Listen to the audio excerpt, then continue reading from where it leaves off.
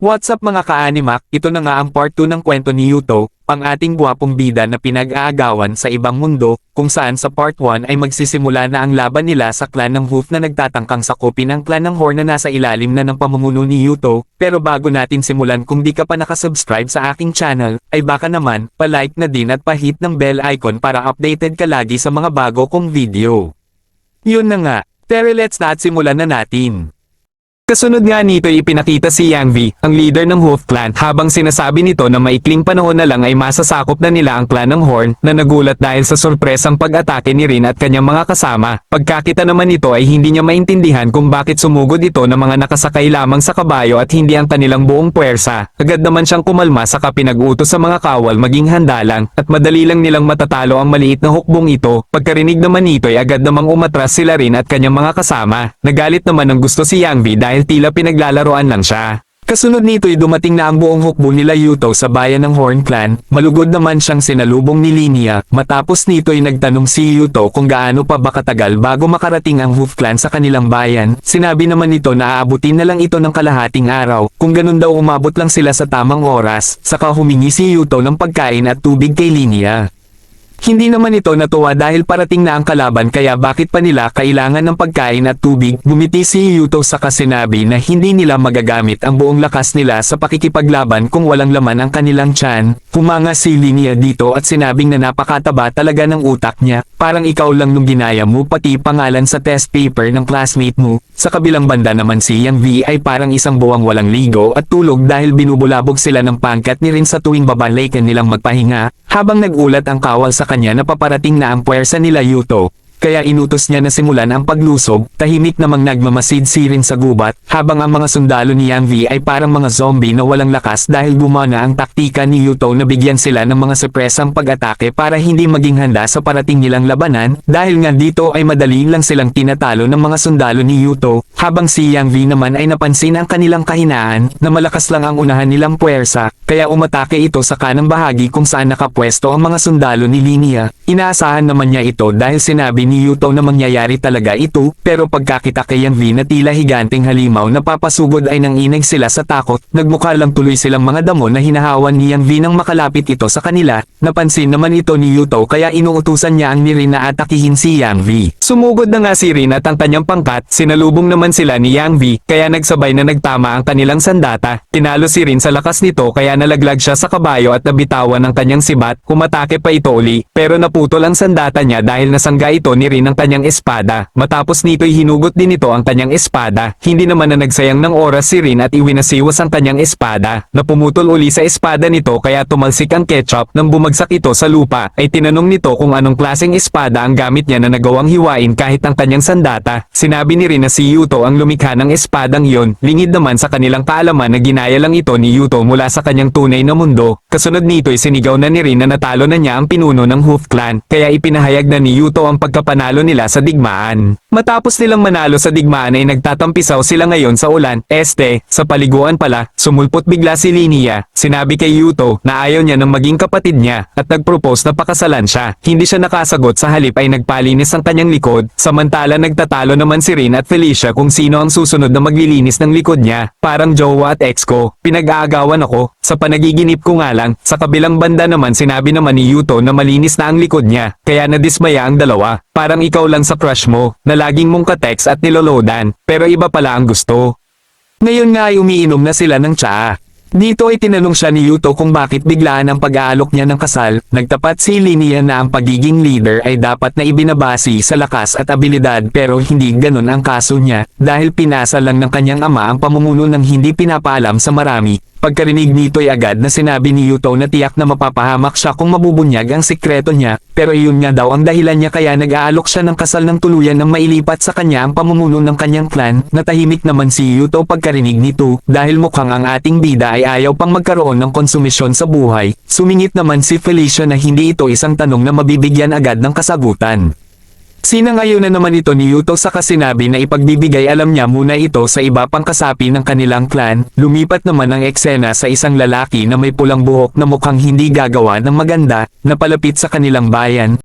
Ngayon nga sa kasalukuyan ay nagdidiwang sila Yuto mula sa tagumpay nito laban sa Hoof Clan. Dito nga sabay silang kumakain ni Linia, nang maalala niya ang pag-propose nito sa kanya, kaya medyo hindi siya makampante, lalo na nang subukan siyang subuan ni Linia. May isa namang sumita sa kanila na mukhang napaka-close na nila sa isa't isa. Sinabi ni Linia na nagpe-practice na siya na maging asawa ni Yuto, na narinig naman ng malapad na tenga ni Felicia kaya agad niyang nilapitan si Yuto at pinagmalaki ang kanyang hinaharap kaya naman ang ating gwapong bida ay biglang namutla. Napagtanto naman agad ni Linia na wala siyang pag-asa kaya umalis na lang ito. Maya-maya naman ay dumating na nga ang lalaking may pulang buhok, ito pala ay si Stainfor ang pinuno ng clan ng Kidlat, hinarang naman siya ng isa sa taga-Wolf Clan dahil siya pala ang pumatay sa dati nilang leader. Inilabas nito ang kanyang espada, pero parang kidlat namang nakapunta si Stainfor sa likod niya sa kapinitik ang espada kaya nagkadurog-durog, parang puso mo lang nung nakipag-break sa jowa mo dahil may iba na siyang gusto. Sunod na may hinarang siya ni Rain, pero sinabi nito nang wala siyang pag-asang manalo sa kanya, dahil ito ay nagtataglay ng dalawang special na abilidad na itinuturing na espesyal sa kanilang mundo,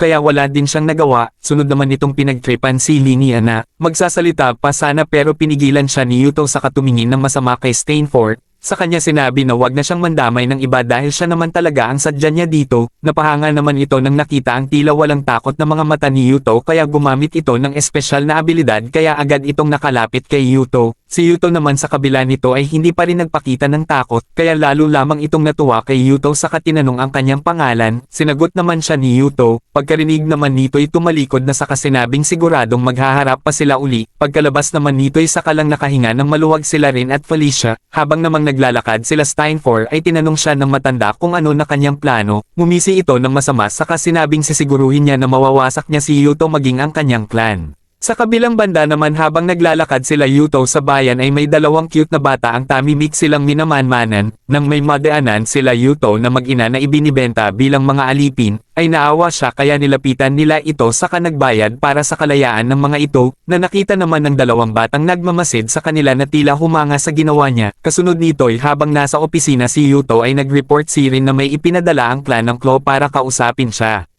Maya-maya nga'y pumasok na ang mga ito rin pala ang tahimik na sumusunod kanina sa kanila, ang kambal na prinsesa ng Claw Clan na sina AI, ang may green na buhok at Chris na violet naman ang buhok. Pagpasok nito ay agad na nagtalo ang dalawa na halatang may mga toyo na napansin naman agad ni Yuto kaya naisip niya na madagdagan na naman ang mga may topak na maghahabol sa kanya, at kasunod na nga nito'y binunyag na ng dalawa na pumunta sila dito para subukan siya. Sa kataas noong pinayag na nakapasa siya sa standard nila, kaya humiling ito na maging isa sa mga anak niya, pero dahil Sigma naman ang ating bida ay nagpa-hard to get ito at sinabing kailangan muna nilang patunayan na yan na karapat dapat silang dalawa na maging isa sa mga anak niya.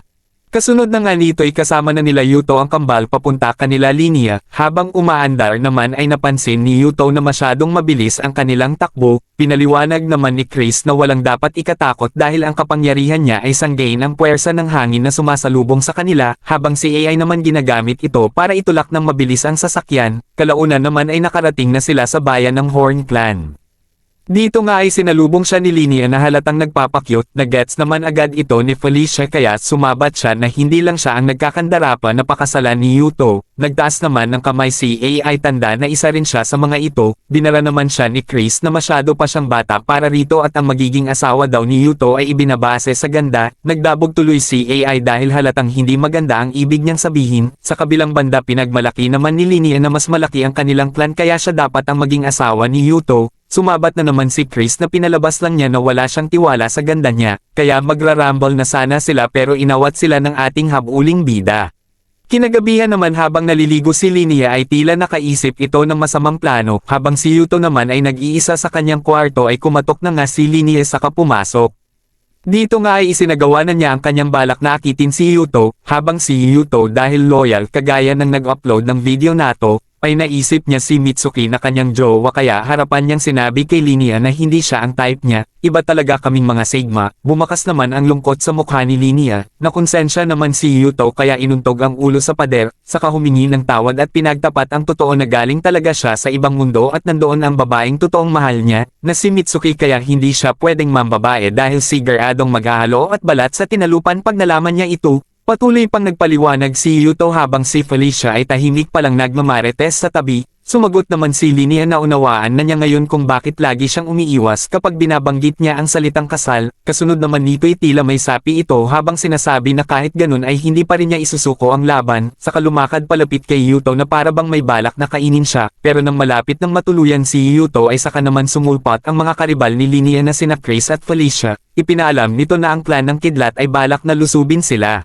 Matapos nito'y nagkaroon sila ng meeting, nabanggit dito na ang clan ng kidlat ay nag-iipon na ng mga armas, kaya nagpresenta si Chris na hayaan silang magmanman dito, pero hindi pumayag si Yuto dahil masyado mapanganib, kaya sinipa niya ang upuan ni AI para gisingin ito, saka inutusan na atakihin ang isang kasamahan ni Yuto. Nagulat naman ang mga ito nang malakidlat itong nakalapit sa katinutukan ng patalim ang lalaki. Sinabi ni Chris na hindi man maaasahan si AI sa digmaan ay isa naman itong mahusay na assassin, dahil nga sa ipinamalas nilang kakayahan ay pinayagan na din sila ni Yuto. Matapos naman nito'y nasa tabi ng ilog na namamagitan sa kanila at sa clan ng kidlat sila Yuto. Sinabi ni Yuto na para matalo si Stainfor at ang kanyang clan ay gagayahin nila ang taktika na ginamit ni Hanzin na mula sa kanyang mundo. Matapos nito'y kinausap na ni Yuto ang mga taga-Wolf Clan. Ipanaalam dito na kaya masyadong malakas ang clan ng kidlat ay dahil sa malahalimaw na lakas ni Stainfor kung saan wala itong takot sumusugod at dinudurog ang mga kalaban ng mag-isa lang. Pagkarinig naman nito ay sinabi ni Yuto na ang umasa sa brutal na lakas at sumugod sa kalaban ng mag-isa at walang taktika ay tapang lamang ng isang tanga at katumbas ng pagpapakamatay sa digmaan, kaya siguradong hindi sila matatalo ng ganitong kalaban. Kasunod nga nito ay ipinakita na si Stainfor at buong clan ng kidlat na naghahanda na para lumusob, habang si Chris ay tahimik na nagmamatyag, saka pinakawala ng isang ibon para ipaalam ito kanila Yuto.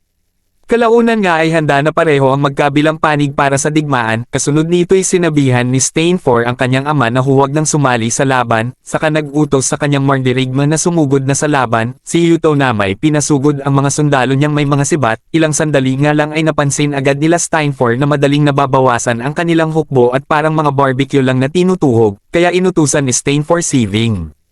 Isa sa kanyang tauhan na sumugod sa kanan habang siya naman susugod sa gitna, sa kabilang banda naman si Yuto ay inutusan si Rin na salubungin ito, kasunod na nga nito'y pareho ng pasugad si Rin at ang pangkat ni Ving. Hanggang sa nagtama ang kanilang armas, matapos nito'y patuloy pa silang nagpalitan ng pag-atake, pero nang magpapakawala na sana ng pamatay na atake si Rin para tuluyan na itong matalo ay bigla namang sumulpat si Stainfor at nasangga ito. Matapos nito'y sinabi nito na gusto nitong makita kung mayroon ba siyang ibubugas sa laban, pagkarinig naman nito'y hinugot ni Rin ang kanyang espada, pero inatake siya agad ni Stainfor, buti na lang ay naiwasan niya ito. Ipinalo naman uli ni Stainfor malaking maso na akala mo'y nagpupukpok lang ng pako, na nasangga naman niya, pero halatang nanginag ang kanyang kamay dahil sa lakas ng palo nito. Pinuri naman siya muna nito, na napakatibay ng kanyang espada dahil hindi ito masira ng kanyang maso, saka na naglunsad ulit ng sunod-sunod na palo, na hindi naman nakinaya ng kamay ni Rin kaya nagpas siyang umatras muna sa laban nila. Samantala nakita naman nila Yuto ang pag-atras ng pangkat ni Rin, pero sinabi niyang tama lang ginawa nito dahil malahalimaw talaga ang lakas ni Stainfor. Saka sinabihan ang isa niyang tauhan na kahit ganun ay siguradong matatalo pa rin nila ito sa dami ng bilang nila, pero si Stainfor ay patuloy pa rin sa pagsugod at isa-isang pinapatumba ang mga sundalo ni Yuto ng parang mga lata. Sinabi naman ni Felicia na tama nga si Yuto, na ang tapang nito ay tapang lamang ng isang tanga kaya siguradong matatalo nila ito. Humanga naman si Yuto dahil naalala pa nito ang sinabi niya. Sumagot naman si Felicia na in love siya sa kanya, kaya hindi niya nakakalimutan ang lahat ng mga lumalabas sa bibig niya. Sana all.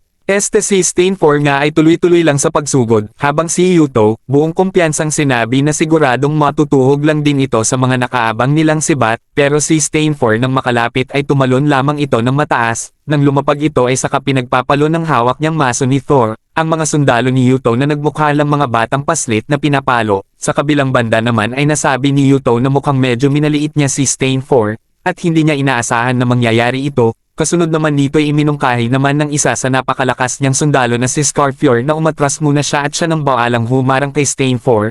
Pinayagan naman niya sa kasinabing wag siyang mamamatay. Sumagot naman ito hindi pa siya mamamatay, dahil hindi pa niya oras. Kasunod nito ay naabutan na siya ni Stainfor kaya binigyan siya ng sorpresang pag-atake, pero walang kahirap-hirap niya lamang nasangga. Nagulat man si Stainfor ay nag-recharge pa rin ito saka umatake uli, pero nasangga lang ulit ito ni Scarfior at nagawa pa siyang sugatan. Dito nga'y sobrang napahanga na si Stainfor at sinabing mukhang siya ang pinakamalakas sa mga taga-Wolf Clan saka sinabing ipagpatuloy na nila ang laban. Sumagot naman ito na wala talaga siyang intensyon na labanan siya, saka sinabi sa mga sundalo ni Stainfor na maibebenta nila ng mahal ang armas na iniwan nila, saka ito lumakad palayo. Nagmukha namang mga ganid sa kayamanan ang mga sundalo ni Stainfor habang pinupulot ang mga armas. Inutusan niya itong habulin ang mga kalaban pero tila mga naging bingi ito. Dumating naman si Ving at sinabihan si Stainfor na magpahinga muna para bumalik ang kanyang lakas. Hindi sana ito papayag pero nang sinabi nito na sila muna at kanyang ama ang hahabol sa Wolf Clan ay wala na itong nagawa kundi magpaiwan.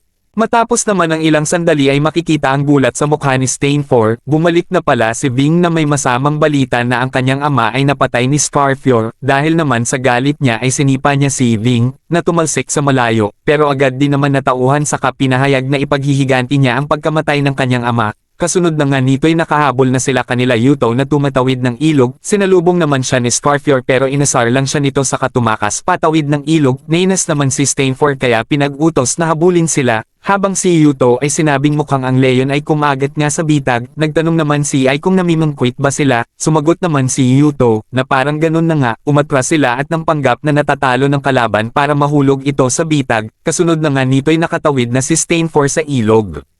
Dito ay hinarang siya hindi lang ni Scarfior kundi maging ni Rin, ni Felicia at iba pang malalakas na taga-Wolf Clan, habang ang kanyang mga sundalo ay napaulanan na ng mga palaso kaya hindi na nagawang makatawid pa. Matapos nito'y sinugod na siya ni Scarfior na sinundan naman ni Rin. Ginamit naman ni Felicia ang kanyang letigo para pigilan ang kanyang maso, habang namang pilit siyang kumakawala sa letigo ay sadya naman itong binitawan ni Felicia kaya nawala ito sa balanse kaya sumugod pa ang iba pang ekstrang taga-Wolf Clan. Pero sa kabila nito ay nagawa niya pa rin itong sanggain sa katumalon palayo. Inasar naman siya ni Scarfior na siguro na may napagtanto na ng kakarampot niyang utak na lahat ng ginawa nila ay isang patibong na plinano ng matabang utak ni Yuto. Nagalit naman si Stainfor kaya nagnilabas nito 100% ng kanyang lakas parang si Taguro. Saka nagpakawala ng napalakas na atake dahilan para mabitawan ng mga Wolf Clan ang kanilang mga sandata.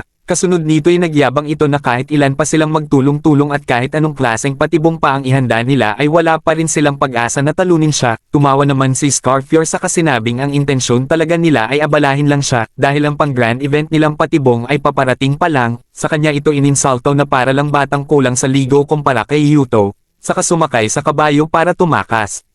Maya-maya na may nagulat na nga si Stainfor dahil isang dambuhalang alon ang lalamon sa kanila, kasunod nga nito'y tuluyan nga siyang naglaho at tinagnay ng agos. Matapos nito'y pinakita na si Linia na abot langit na pinupuri si Yuto dahil sa napakahusay niyang plano. Proud naman na sinabi ni Yuto na tulad nga ng sinabi niya noon, ay naalala niya lang ito na ginamit ni Hanzin, isang mahusay na general noon sa kanilang mundo. Sa kalaban nitong malahalimaw din ang lakas, na si Yang Yu, kaya naisip niya maaari din nila itong gamitin sa malahalimaw din na si Stainfor. Kalaunan na may matapos nga ang mainit na digmaan ay tumawag na si Yuto kay Mitsuki para ibalita na nanalo na sila laban sa clan ng Kidlat. Tinanong naman siya nito kung makakauwi na ba siya pero tulad ng dati ay sinabi niya hindi pera niya ito magagawa pero pinangako niya papalakasin pa niya ang Wolf Clan para mas maging madali ang paghahanap niya ng daan pa uwi. Nang magkasama na sila uli, lumuha naman si Mitsuki sa kasinabi lagi niyang aabangan ang kanyang pagbabalik, at ayun nga, sana kayo din ay abangan din ang aking pagbabalik dahil hanggang dito na lang muna ang ating recap, pero may part 3 pa ito, kaya kung trip mo pa yung mapanood ay mag-subscribe ka na sa aking channel, i-hit ang bell icon para ma-update ka agad pag na-upload ko na ito, at mag-comment ng part 3 sa comment section. Yun na nga, salamat mga ka-animak.